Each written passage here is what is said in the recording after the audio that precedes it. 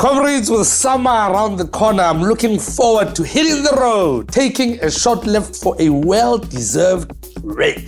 Hey, what can I say? 2024 feels like 8 years in one. It's like 3, take 3. An anonymous police officer.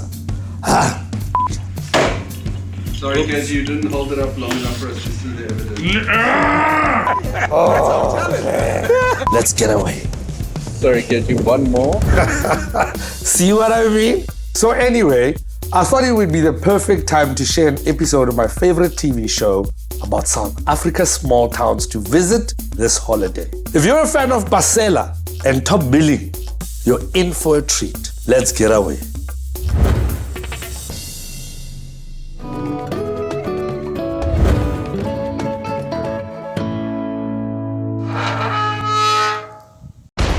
Welkom terug by die Kakkeste Dorpie van die jaar. Ek is Jan Hendrik Willem Louis Joubert van de Westhuizen. Kie. Sorry Hendrik, you're gonna have to speak English. The people in Durban can't understand. Okay then, welcome back to Kakkest Dorpie of the year. A celebration of the dirtiest water, the worst governance, and the most unbuilt stadiums across small-town South Africa.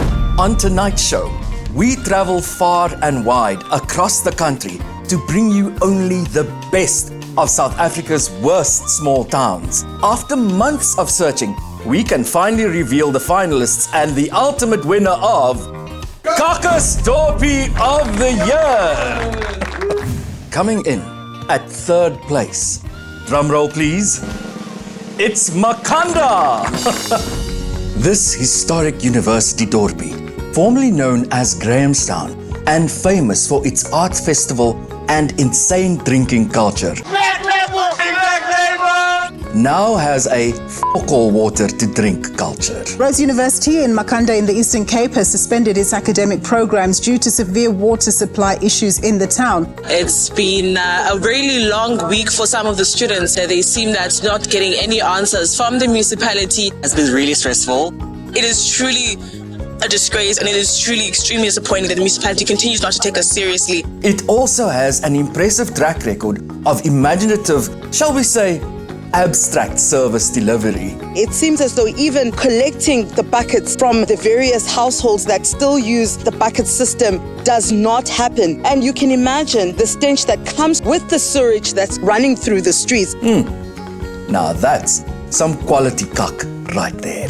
Another point of pride for the town is its very high quality potholes. The potholes are starting to create a hazard and it's causing damage because it's so deep. Unfortunately, Makhanda only makes third place this year due to the presence of some undesirable vagrants in the community who seem hell-bent on destroying its reputation. A civil organization made up of local residents calling themselves Makana Revive has taken it upon itself to fix potholes. But with a continued run of successive cuck audit outcomes, the stunning town of Makhanda is definitely in with a shot for first place next year.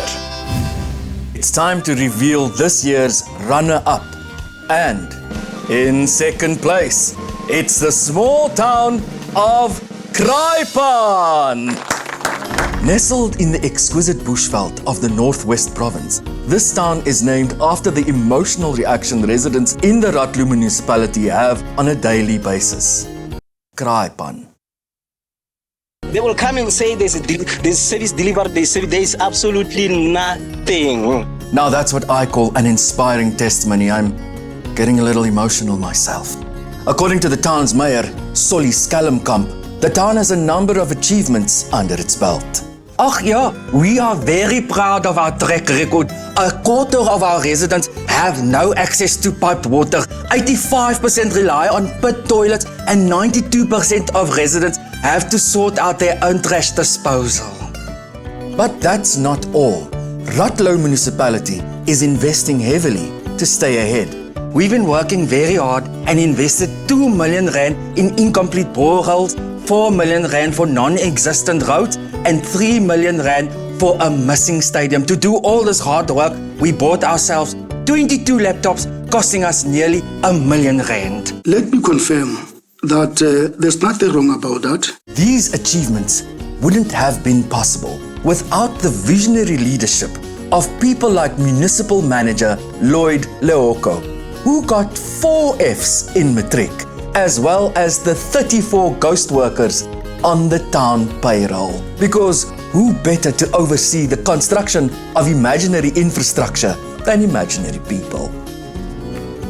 What can I say? The secret to our success lies in our great team and the pride we take in being one of the Kakkest towns in the whole country.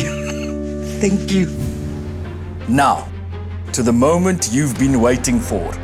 This year's Kakkest Dorpie of the Year winner. The competition was very tight, but this year, the winner is Messina!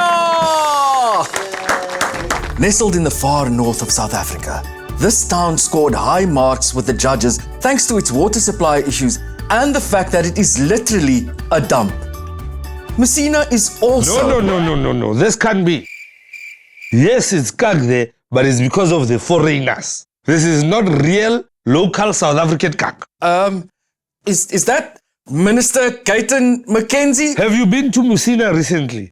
So many Zimbabweans there. They're eating the dogs. They're eating the cats of the people who live there. I'm pretty sure that it's... We must check the IDs of everybody who lives in that town now. I'm calling the Minister of Home Affairs. He must launch an investigation. Okay, dankie. Can we cut to a commercial?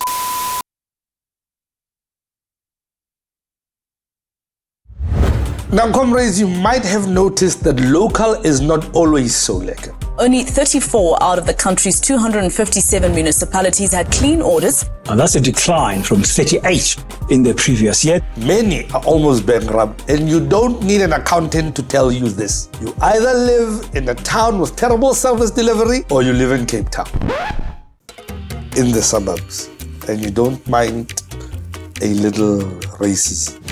Charlie, male. Bravo, male walking.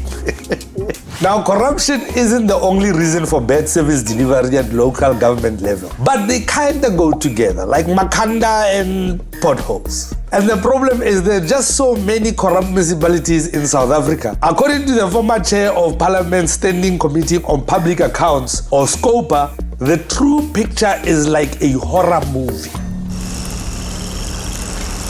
Indeed, corruption is a cancer. The picture is scary, but unfortunately it is true. And I've seen all the gory figures who were bled dry and who continue to be bled dry. So what's the reason behind all this corruption in local municipalities? Well, mostly it's having the wrong person in the job. The reason for municipalities to have officials who do not qualify, and maybe because of the issue of the catered deployment. For the wrong reason. They put their friends and girlfriends on a panel and then they appoint themselves. A bit like hiring a right-wing podcaster, bro. John. So is there any improvement to the situation, or are we going nowhere slowly? On the bright side, it does seem like the Hawks are swooping in on some of these cases. The Hawks has arrested a senior official from Ratlo local municipality. The Hawks raided officers as part of investigations into alleged corruption. One reason to be optimistic, though, is that local corruption happens in your hood, meaning you can actually do something about it. And South Africans love DIY. Tired of waiting for the government to build a road? DIY that shit, baby. If we are doing this by our own, maybe the government will do something for us. Sick of the local political party in power? DIY your own party, baby. Lo mbutho wa-establishwa after 3 days they shut down. Wabizwa uba iMagana Citizen Front. Sasithi soyisiwe sekusonele. DIY because anybody can. We spoke to Mbali Ntuli from Groundwork Collective to find out how she's trying to mobilize South Africans to become active citizens. Because we have such a participatory democracy, if anyone's interested, particularly when it comes to local government elections, you have a say in what happens on your very streets, your IDP processes, the budgeting process on municipality. All of these are by design and by law meant to come up to public participation. Everyone should at least have the contact details of the ward councillor. There's also things like community policing forums. People mustn't also feel like they all must take all of this individually on. There's lots of people in our communities that also might be the right kind of people that you might just need to talk to. But I think just very easily is to both get to know what is actually happening in your community. And the best place, as I always say, is the local police station. Comrades, getting on top of corruption in local government isn't going to be easy. But South Africans, you dudes are freaking amazing. So I think we've got this. Even if you don't know how to fill a pothole, you can still stop our money from going into a bottomless pit. If you enjoyed this episode and want to learn more, check out our podcast with Mayor Chris Pappas, where he talks about what it's like to run a municipality. Don't forget to like, share, and subscribe. Until next time, stay away. Tired of government? Say hello to my little friend. Solicel. And 3. Off. Thank you. Are we finished? Okay. Well, my auntie see this.